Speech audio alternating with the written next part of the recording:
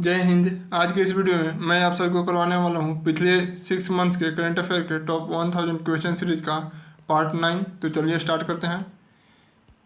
प्रश्न स्टार्ट करने से पहले मैं आप सभी को बता दूं कि इस सीरीज़ का टोटल 8 पार्ट अभी तक मैं करवा चुका हूं। अगर आप लोग एक भी पार्ट को मिस किए हैं तो इस वीडियो के डिस्क्रिप्शन बॉक्स में प्लेलिस्ट का लिंक दिया हुआ है, वहाँ से आप लोग जा करके यह वीडियो कंप्लीट होने के बाद आप लोग को जो पार्ट मिस हुआ है वो आप लोग पूरा जरूर देख लीजिएगा। हमारे पास पहला प्रश्न है, टाइम मैगजीन द्वारा जारी वर्ष 2026 की खेल जगत की 100 सबसे प्रभावशाली हस्तियों की सूची में शामिल होने वाली एकमात्र भारतीय खिलाड़ी कौन बनी है? खेल जगत के 100 सबसे प्रभावशाली हस्तियों में एकमात्र भारतीय खिलाड़ी स्मृति मंधाना जी शामिल हुए हैं। वर्ष 2026 में अंतर्राष्ट्रीय मुद्रा कोष यानी IMF और विश्व बैंक समूह की वार्षिक बैठक की मेज़बानी किस देश ने की? तो 2026 में IMF और विश्व बैंक की बैठक की मेज़बानी थाईलैंड द्वारा किया गया। फीफा विश्व कप 2026 मैच की प्लेइंग 11 का हिस्सा बनने वाले पहले भारतीय मूल के फुटबॉलर कौन बने हैं? तो सरप्रीत सिंह बने हैं। किस केंद्रीय मंत्री ने भारत के पहले समर्पित पवन टरबाइन आपूर्ति श्रृंखला प्रबंधन पोर्टल WT मेरठ का शुभारंभ किया है? तो प्रहलाद जोशी के द्वारा किया गया है। वित्तीय दुर्बलता के कारण भारतीय रिजर्व बैंक ने श्री महालक्ष्मी शहरी सहकारी ऋण बैंक का लाइसेंस रद्द कर दिया है। यह बैंक किस राज्य में स्थित है? तो श्री महालक्ष्मी शहरी सहकारी बैंक यह कर्नाटक में स्थित है, जिसका लाइसेंस RBI के द्वारा रद्द कर दिया गया है। ध्यान रखिएगा, श्री महालक्ष्मी शहरी सहकारी ऋण बैंक यह कर्नाटक राज्य में स्थित है। नेक्स्ट प्रश्न है, भारत और नीदरलैंड के बीच चौथा साइबर संवाद का आयोजन कहाँ किया गया? तो भारत और नीदरलैंड के बीच चौथा साइबर संवाद का आयोजन नई दिल्ली में किया गया। किस देश ने अपने पहले समर्पित अंतरिक्ष मौसम निगरानी उपग्रह सोलर फर्स्ट को आधिकारिक तौर पर सक्रिय किया है? तो सोलर फर्स्ट को आधिकारिक तौर पर सक्रिय कर दिया गया है। यह किस देश का उपग्रह है सोलर फर्स्ट? तो यह अमेरिका का उपग्रह है। ऑप्शन नंबर सी सही होगा। अपने पवित्र प्रतीकों और विशिष्ट शब्दों के लिए ट्रेडमार्क हासिल करने वाला देश का पहला मंदिर कौन बन गया है? तो यह हमारे देश का पहला मंदिर श्री जगन्नाथ मंदिर बन गया है, जो कि उड़ीसा में स्थित है, जिसने हाल ही में अपने विशिष्ट पहचान यानी विशिष्ट शब्दों और प्रतीकों के लिए ट्रेडमार्क हासिल किया है।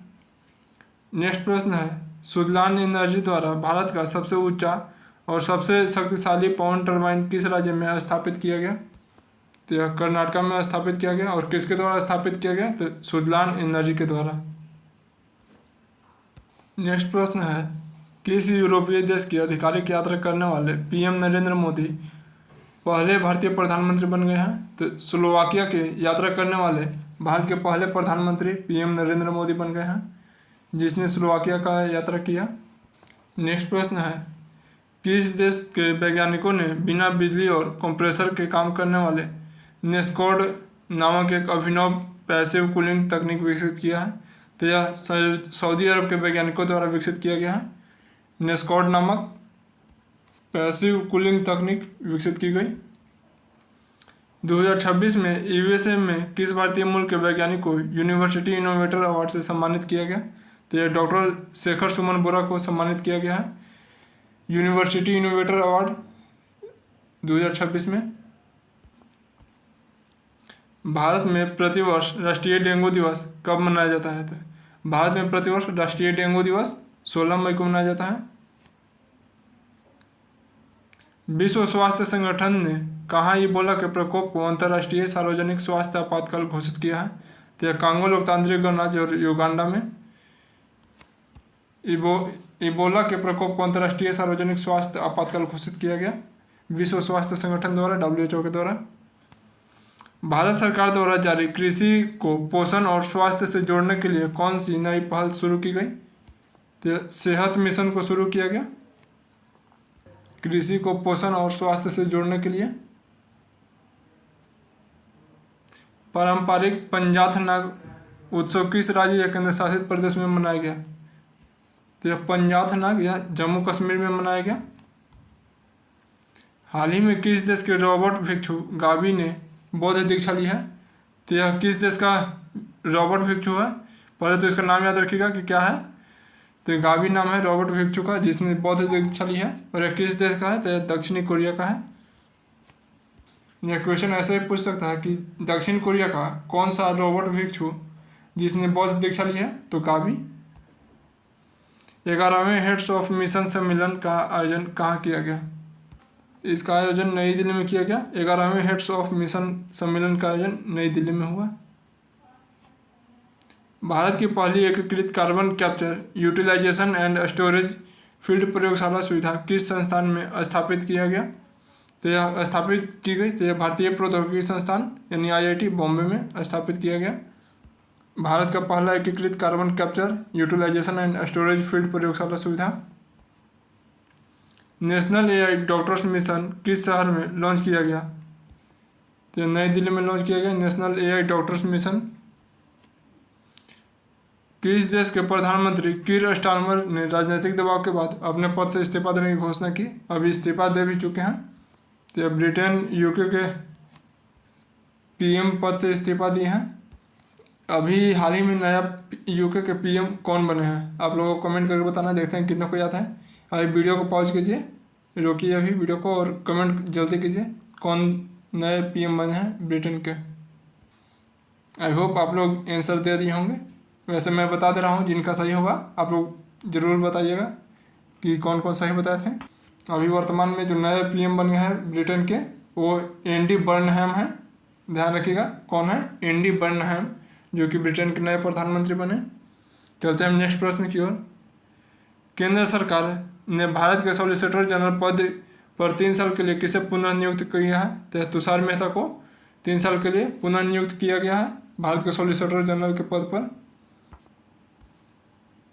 State of world fisheries and aquaculture 2026 report के अनुसार वर्ष 2024 में भारत वैश्विक जलीय जीव उत्पादन में किस स्थान पर रहा है? तो भारत 2nd नंबर पर रहा है वैश्विक जलीय जीव उत्पादन में, जबकि फर्स्ट पोजीशन पे चीन रहा है। अनुसूचित जाति और अन्य पिछड़ा वर्ग छात्रों के लिए छात्रवृत्ति आवेदन में निवास प्रमाण पत्र की अनिवार्यता समाप्त करने के लिए उमंग प्लेटफॉर्म पर सेतु पोर्टल किसने लॉन्च किया? तो यह सामाजिक न्याय और अधिकारिता मंत्रालय द्वारा उमंग प्लेटफॉर्म पर सेतु पोर्टल को लॉन्च किया गया है। किस केंद्रीय मंत्रालय ने महिलाओं की सुरक्षा और लैंगिक समानता को बढ़ावा देने के लिए निर्भय चेतना अभियान शुरू किया है? तो निर्भय चेतना अभियान यह पंचायती राज मंत्रालय के द्वारा शुरू किया गया। ध्यान रखिएगा निर्भय चेतना अभियान यह पंचायती राज मंत्रालय द्वारा शुरू किया गया है। Formula 1 race Barcelona Grand Prix 2026 का खिताब निम्नलिखित में से किसने जीता? तो बार्सिलोना ग्रैंड प्रिक्स 2026 का खिताब यह लुइस हैमिल्टन द्वारा जीता गया। तो ऑप्शन नंबर C सही होगा, लुइस हैमिल्टन। केंद्रीय आवास और शहरी मामलों के मंत्रालय ने राष्ट्रीय राजधानी क्षेत्र में कितने नए नमो शहर विकसित करने को मंजूरी दी है? तो राष्ट्रीय राजधानी क्षेत्र यानी NCR में केंद्रीय आवास और शहरी मामलों के मंत्रालय द्वारा 4 नए नमो शहरों को मंजूरी दिया गया है बनाने को। नेक्स्ट प्रश्न है, केंद्र सरकार द्वारा किसे राष्ट्रीय जांच एजेंसी के नए महानिरीक्षक के रूप में नियुक्त किया गया? सुंदर राज पट्टीलिंगम को नियुक्त किया गया है NIA के महानिरीक्षक के पद पर। वैश्विक जल और खाद्य सुरक्षा को बढ़ावा देने के लिए भारत और फ्रांस मिलकर किस वर्ष त्रिक्षणा उपग्रह को लॉन्च करेंगे? सबसे पहले तो याद रखिएगा कि भारत और फ्रांस मिलकर के कौन सा उपग्रह लॉन्च करेंगे? तो त्रिक्षणा को लॉन्च करेंगे। और कब लॉन्च करेंगे? तो वर्ष 2027 में लॉन्च किया जाएगा भारत और फ्रांस के द्वारा मिलकर के त्रिक्षणा उपग्रह को। रक्षा मंत्रालय ने 500 करोड़ के कुल वित्तीय बजट के साथ किस भारतीय प्रौद्योगिकी संस्थान में एक अत्याधुनिक राष्ट्रीय सैन्य ड्रोन प्रौद्योगिकी केंद्र की स्थापना को सैद्धांतिक मंजूरी दी है? तो IIT कानपुर में राष्ट्रीय सैन्य ड्रोन प्रौद्योगिकी केंद्र स्थापित करने को मंजूरी दिया गया है। तो IIT कानपुर में। केंद्रीय मंत्री शिवराज सिंह चौहान ने प्रधानमंत्री नरेंद्र मोदी के साथ बिताए गए अपने 3 दशकों से अधिक के अनुभवों और संस्मरणों पर आधारित किस पुस्तक का अनावरण किया है? तो यह पुस्तक का नाम है अपनापन। ध्यान रखिएगा इस पुस्तक को, क्योंकि इम्पोर्टेंट है, क्योंकि यह केंद्रीय मंत्री शिवराज सिंह चौहान द्वारा लिखा गया है और इसमें प्रधानमंत्री से रिलेटेड भी बातें हैं, जो कि शिवराज सिंह चौहान और प्रधानमंत्री के दोनों का जिक्र इसमें है। और शिवराज सिंह चौहान प्रधानमंत्री के साथ अपने बिताए गए समय के अनुभवों को लिखे हैं, तो यह इसलिए ज़्यादा इम्पोर्टेंट हो जाता है। तो पुस्तक का नाम है अपनापन। एनसीआरबी की क्राइम इन इंडिया 2024 रिपोर्ट के अनुसार भारत में सबसे अधिक आत्महत्या की दर किस शहर में दर्ज की गई?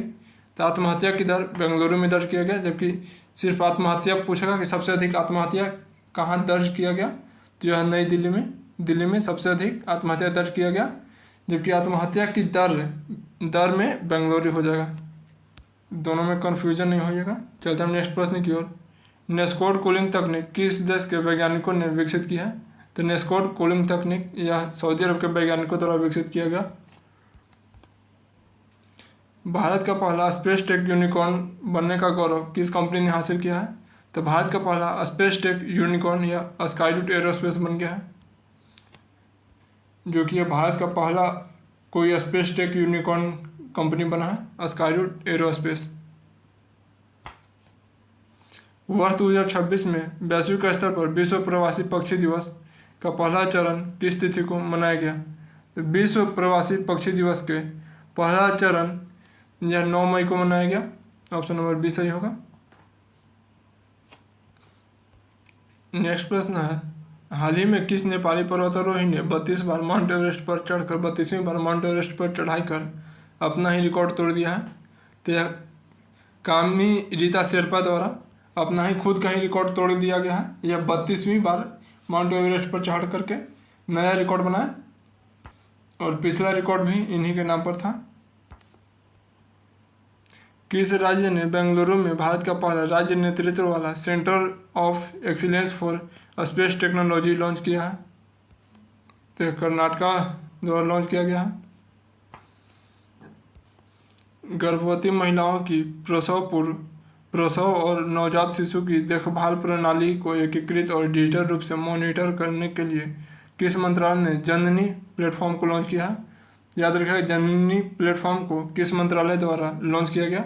तो यह स्वास्थ्य एवं परिवार कल्याण मंत्रालय द्वारा लॉन्च किया गया जननी प्लेटफॉर्म को।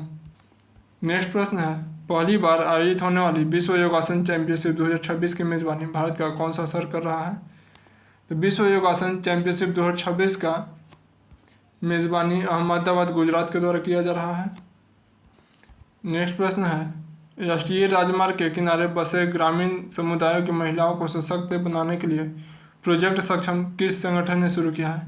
तो प्रोजेक्ट सक्षम यह किसके द्वारा शुरू किया गया? तो भारतीय राष्ट्रीय राजमार्ग प्राधिकरण के द्वारा शुरू किया गया प्रोजेक्ट सक्षम। भारत के वित्तीय क्षेत्र में क्वांटम प्रौद्योगिकी से जुड़े जोखिमों और अवसरों का आकलन करने के लिए किस संस्थान ने क्यूसेफ समिति का गठन किया? तो यह क्यूसेफ समिति का गठन यह भारतीय रिजर्व बैंक यानी आरबीआई के द्वारा किया गया। नेक्स्ट प्रश्न हमारे पास है, विश्व बैंक में भारत के कार्यकारी निदेशक के रूप में किसे नियुक्त किया गया? तो विश्व बैंक में भारत के कार्यकारी यानी एग्जीक्यूटिव डायरेक्टर के रूप में नीलकंठ मिश्रा को नियुक्त किया गया है।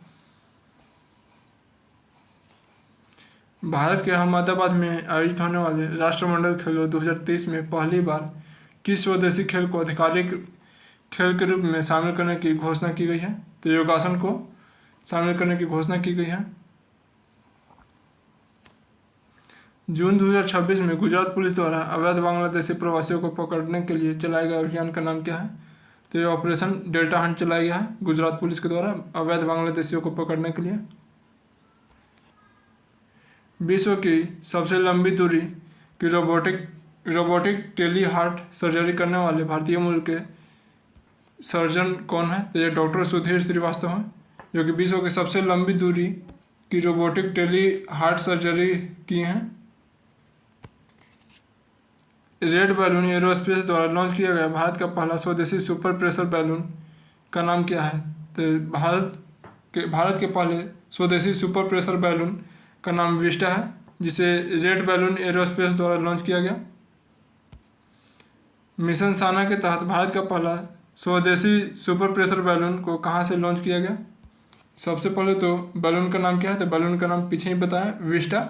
और इसे कहाँ से लॉन्च किया गया? तो इसे इंदिरा गांधी स्टेडियम विजयवाड़ा से लॉन्च किया गया। बाहर से सीधे सुप्रीम कोर्ट के न्यायाधीश बनने वाली दूसरी महिला कौन बनी है? तो बाहर से सीधे सुप्रीम कोर्ट के न्यायाधीश बनने वाली दूसरी महिला जस्टिस वी मोहना बन गई हैं। जून 2026 में जारी नवीनतम विश्व मुक्केबाजी रैंकिंग में महिलाओं के 57 किलोग्राम वर्ग में भारतीय मुक्केबाज विश्व नंबर 1 बने हैं। कौन से भारतीय मुक्केबाज विश्व नंबर 1 बने हैं? तो जैस्मिन लैम्बोरिया जो कि भारतीय मुक्केबाज हैं, जो कि विश्व के नंबर 1 मुक्केबाज बन गए हैं महिलाओं के 57 किलोग्राम वर्ग में। पूर्वोत्तर परिषद के 73वें पूर्ण सत्र की बैठक कहाँ संपन्न हुई? तो 73वें पूर्ण सत्र की बैठक शिलोंग मेघालय में संपन्न हुआ। एनसीआरबी की भारत में अपराध 2024 रिपोर्ट के अनुसार 19 प्रमुख महानगरों में से किस शहर में सबसे अधिक संज्ञेय अपराध दर्ज किए गए? सबसे अधिक संज्ञेय अपराध दिल्ली में दर्ज किया गया। भारत का पहला और सबसे बड़ा राष्ट्रीय एआई और डिजिटल जल शिखर सम्मेलन कहाँ आयोजित किया गया? तो इसका आयोजन बेंगलुरु में किया गया। भारत का पहला और सबसे बड़ा राष्ट्रीय एआई और डिजिटल जल शिखर सम्मेलन बेंगलुरु में आयोजित किया गया। केंद्रीय सूचना आयोग ने किस संस्थान या संगठन को आरटीआई एक्ट के दायरे से बाहर रखने का फैसला सुना है? तो आरटीआई एक्ट के दायरे से बाहर रखने का फैसला बीसीसीआई को सुनाया गया है, भारतीय क्रिकेट कंट्रोल बोर्ड को। उज्बेकिस्तान के ताशकंद में आयोजित एशियाई मुक्केबाजी अंडर 15 चैंपियनशिप 2026 में भारत ने कुल कितने पदक जीता है? तो एशियाई मुक्केबाजी अंडर 15 चैंपियनशिप में भारत टोटल 27 पदक जीता है। भारतीय युवा बल्लेबाज ने आईपीएल में एक ही सीजन में सर्वाधिक छक्के लगाकर दिग्गज क्रिस गेल का 14 साल पुराना ऐतिहासिक रिकॉर्ड तोड़ दिया है। किस भारतीय क्रिकेटर के द्वारा क्रिस गेल का 14 साल पुराना रिकॉर्ड तोड़ा गया? तो वैभव सूर्यवंशी के द्वारा क्रिस गेल के 14 साल पुराना रिकॉर्ड को तोड़ दिया गया है, जो कि एक ही सीजन में सर्वाधिक छक्का बनाने का रिकॉर्ड था। क्रिस गेल टोटल 59 छक्का बनाए थे एक ही सीजन में, जबकि वैभव सूर्यवंशी 65 छक्का एक ही सीजन में बनाते हुए क्रिस गेल का 14 साल पुराना रिकॉर्ड को तोड़ दिए हैं। ध्यान रखिएगा, वैभव सूर्यवंशी। नेक्स्ट प्रश्न है, अंतर्राष्ट्रीय जैव विविधता दिवस प्रतिवर्ष किस तिथि को मनाया जाता है? तो अंतर्राष्ट्रीय जैव विविधता दिवस प्रतिवर्ष 22 मई को मनाया जाता है। किस देश ने अपनी नई और सबसे शक्तिशाली सरमत परमाणु मिसाइल का सफल परीक्षण किया है? तो सरमत या रूस का परमाणु मिसाइल है। भारत और किस देश के बीच रणनीतिक एलपीजी सप्लाई पर समझौता हुआ है? तो भारत और यूएई यानी संयुक्त अरब अमीरात के बीच में रणनीतिक एलपीजी सप्लाई पर समझौता हुआ है हाल ही में।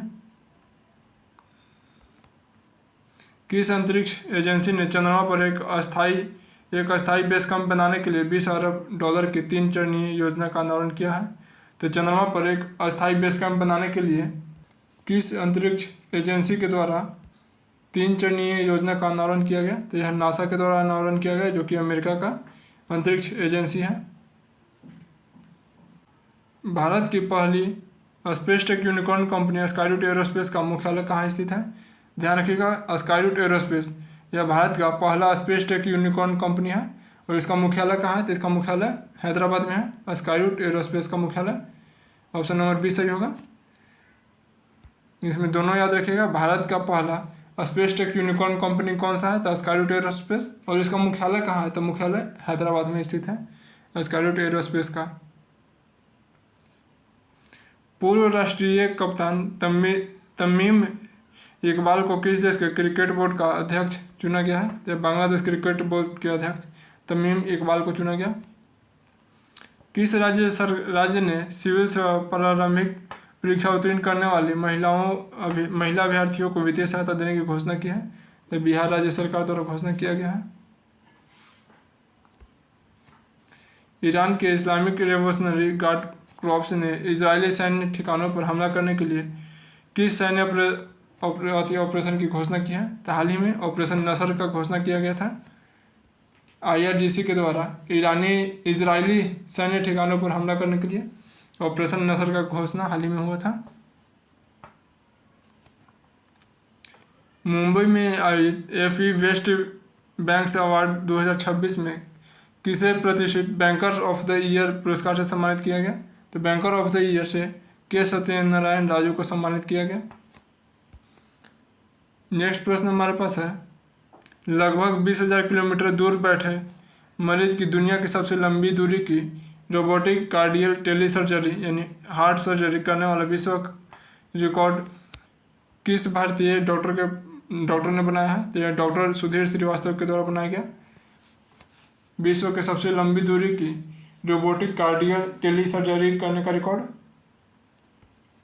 नेक्स्ट प्रश्न है, रोम डायमंड लीग में 92.62 मीटर का थ्रो फेंक कर जेवेलिन में 90 मीटर का आंकड़ा पार करने वाले चौथे एशियाई खिलाड़ी कौन बन गए हैं? चौथे एशियाई खिलाड़ी यह रुमेश थारंगा बन गए हैं, जो कि जेवलिन में 90 मीटर का आंकड़ा पार कर गए हैं।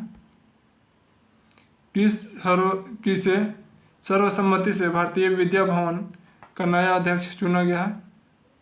भारतीय विद्या भवन के नया अध्यक्ष यह बनवारी लाल पुरोहित को चुना गया है।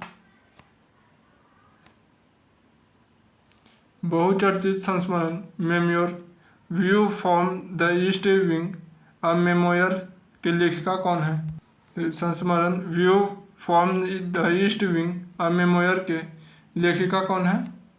लेखिका है जिल वाइडन। ऑप्शन नंबर ए सही होगा, जिल वाइडन। राष्ट्रपति द्रौपदी मुर्मू द्वारा रक्षा अलंकरण समारोह में भारतीय नौसेना के किस लेफ्टिनेंट कमांडर को शौर्य चक्र से सम्मानित किया गया? लेफ्टिनेंट कमांडर सूरज पाराशर को शौर्य चक्र से सम्मानित किया गया। किस राज्य के वन विभाग ने वन्यजीव अपराधों के डिजिटल मैनेजमेंट के लिए भारत का पहला न्यायपालिका एकीकृत हॉक प्रणाली को लॉन्च किया है? हॉक प्रणाली यह केरल राज्य के द्वारा लॉन्च किया गया है, जो कि वन्यजीव अपराधों के डिजिटल मैनेजमेंट के लिए लॉन्च किया गया है। भारतीय जूनियर पुरुष हॉकी टीम का नया मुख्य कोच किसे नियुक्त किया गया? तो फ्रेडरिक सोएज को भारतीय जूनियर पुरुष हॉकी टीम का नया मुख्य कोच नियुक्त किया गया है। भारत ने हाल ही में अपना पहला सैटेलाइट टैग किया गया गंगा सॉफ्ट सेल कछुआ किस राष्ट्रीय उद्यान में छोड़ा गया? तो काजीरंगा राष्ट्रीय उद्यान में छोड़ा गया। नेक्स्ट प्रश्न हमारे पास है, केंद्र सरकार ने अवैध घुसपैठियों और अन्य असामान्य कारणों से होने वाले जनसांख्यिकीय बदलाव का आकलन करने के लिए एक उच्च स्तरीय समिति का गठन किया है। इस समिति के अध्यक्ष कौन है? तो इस समिति के अध्यक्ष प्रकाश प्रभाकर नावलेकर को बनाया गया, यानी न्यायमूर्ति प्रकाश प्रभाकर नावलेकर जनसांख्यिकीय बदलाव का आकलन करने वाले उच्च स्तरीय समिति के अध्यक्ष हैं। नेक्स्ट प्रश्न है, किस राज्य मंत्रिमंडल ने इनर लाइन परमिट सिस्टम को मजबूत और सख्त बनाने के प्रस्ताव को मंजूरी दी है? तो यह अरुणाचल प्रदेश राज्य मंत्रिमंडल द्वारा मंजूरी दिया गया है। गैलेक्सी आई ने किस रॉकेट से दुनिया का पहला ऑप्टो सौर सैटेलाइट मिशन दृष्टि से सफलतापूर्वक लॉन्च किया है? तो यह फाल्कन 9 के द्वारा लॉन्च किया गया। 2026 में एशियाई खेल कहाँ आयोजित किए जाएंगे? 2026 में एशियाई खेलों का आयोजन आईची नांग्यो जापान में किया जाएगा। कर्नाटक के नए मुख्यमंत्री किसे नामित किया गया? कर्नाटक के नए मुख्यमंत्री के रूप में कौन बने हैं? तो DK शिवकुमार बन गए हैं कर्नाटक के नए मुख्यमंत्री। नेक्स्ट प्रश्न है, ग्लोबल वाटर समिट 2026 में यूटिलिटी ऑफ द ईयर श्रेणी में दुनिया के शीर्ष 5 वैश्विक जल उपयोगकर्ताओं में स्थान पाने वाला एकमात्र भारतीय संस्थान कौन सी है? एकमात्र भारतीय यह बेंगलुरु जल आपूर्ति और सीवरेज बोर्ड है। जो कि दुनिया के शीर्ष 5 वैश्विक जल उपयोगकर्ताओं में अपना स्थान बना पाया है। नेक्स्ट प्रश्न है, कूनो नेशनल पार्क में खुले जंगल में छोड़ी गई मादा चीते जिसका CCV2 और CCV3 नाम रखा गया, वो किस देश से लाया गया? तो इसे बोत्सवाना से लाया गया था। भारतीय न्यायपालिका में वन केस वन डेटा और AI चैटबॉट सुसहायक किसने लॉन्च किया? तो भारत के मुख्य न्यायाधीश के द्वारा लॉन्च किया गया। आप लोगों के लिए क्वेश्चन है कि भारत के मुख्य न्यायाधीश वर्तमान में कौन है? आप लोगों को अभी कमेंट करके बताना है भारत के वर्तमान में मुख्य न्यायाधीश कौन है। नेक्स्ट प्रश्न है, भारत और चीन ने 7वीं सदी के किस प्रसिद्ध चीनी बौद्ध भिक्षु के यात्रा वृत्तांत को यूनेस्को की memory of the world register में शामिल करने के लिए संयुक्त प्रस्ताव पर उन्नत वार्ता शुरू की है? तो यह व्योमसंग की यात्रा वृत्तांत को शामिल करने के लिए भारत और चीन के बीच में बातें शुरू हुई हैं। राष्ट्रीय सुरक्षा परिषद सचिवालय के नए सैन्य सलाहकार के रूप में किसे नियुक्त किया गया? लेफ्टिनेंट जनरल राजीव घई को नियुक्त किया गया। स्वदेशी आदिवासी बुनाई, कढ़ाई और हस्तशिल्प को बढ़ावा देने के लिए किस मंत्रालय या संस्थान ने प्रीमियर सिग्नेचर ब्रांड और विशिष्ट स्टोरेज रीसा टाइमलेस ट्राइबल का शुभारंभ किया है? तो यह शुरुआत जनजातीय कार्य मंत्रालय और ट्राइफेड के द्वारा किया गया। दक्षिण कोरिया की किस स्पेस AIF कंपनी ने बेहद कम पृथ्वी की कक्षा उपग्रह विकसित करने के लिए भारतीय स्पेस स्टार्टअप बेलाट्रिक्स एरोस्पेस के साथ समझौता ज्ञापन पर हस्ताक्षर किया है? तो दक्षिण कोरिया का कौन सा कंपनी हस्ताक्षर किया है? तो यह टेलीप्रिक्स ने भारतीय स्पेस स्टार्टअप कंपनी जो कि बेलाट्रिक्स एरोस्पेस है इसके साथ में समझौता किया है बेहद कम पृथ्वी की कक्षा उपग्रह विकसित करने के लिए। किस संस्थान के शोधकर्ताओं ने पानी में आर्सेनिक संदूषण का तेजी से पता लगाने के लिए आर्सेनेफ नामक एक पोर्टेबल हैंडहेल्ड उपकरण विकसित किया है? तो IIT भुवनेश्वर के द्वारा आर्सेनेफ नामक एक पोर्टेबल हैंडहेल्ड उपकरण को विकसित किया गया है। किस संस्थान के शोधकर्ताओं ने कोशिका स्तर पर मानव मस्तिष्क स्टेम का दुनिया के सबसे विस्तृत 3D एटलस इंस्टीट्यूट जारी किया है? तो IIT मद्रास के द्वारा जारी किया गया। गिग और प्लेटफॉर्म वर्कर्स के लिए राष्ट्रीय सामाजिक सुरक्षा मापदंड निर्धारण करने वाला पहली वैश्विक संधि को किसने अपनाया है? तो यह अंतर्राष्ट्रीय श्रम संगठन ILO के द्वारा अपनाया गया।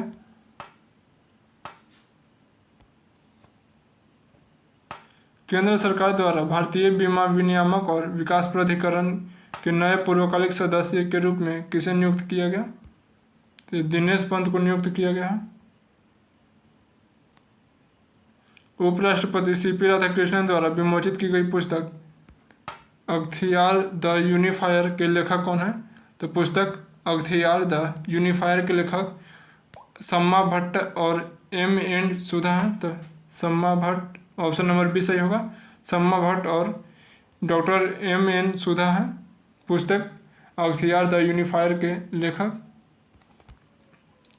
भारतीय डाक विभाग ने किस राज्य के मंडी प्रधान डाकघर से रेहड़ धाड़ शाखा डाकमार्ग पर अपनी पहली ड्रोन आधारित डाक परिवहन सेवा का सफलतापूर्वक शुभारंभ किया है? तो यह हिमाचल प्रदेश के द्वारा शुरू किया गया है। गिलेर्मो कानो यानी UNESCO World Press Freedom Prize से किस संगठन को सम्मानित किया गया? तो यह सूडानी पत्रकार संघ को सम्मानित किया गया है गिलेर्मो कानो वर्ल्ड प्रेस फ्रीडम प्राइज से। नेक्स्ट प्रश्न है, किस फार्मास्यूटिकल कंपनी ने अल्जाइमर रोग के लिए भारत की पहली स्वीकृत दवा डोनानेमड लॉन्च की है? तो एल लिली के द्वारा लॉन्च किया गया है। नेक्स्ट प्रश्न है हमारे पास, 79वीं विश्व स्वास्थ्य सभा ने पहली बार स्ट्रोक को एक वैश्विक सार्वजनिक स्वास्थ्य प्राथमिक के रूप में मान्यता दी है। इस ऐतिहासिक प्रस्ताव को मुख्य रूप से किस देश ने पेश किया था? तो इसे मिस्र द्वारा पेश किया गया था। राष्ट्रमंडल शतरंज संघ के अध्यक्ष के रूप में पुनः किसे चुना गया?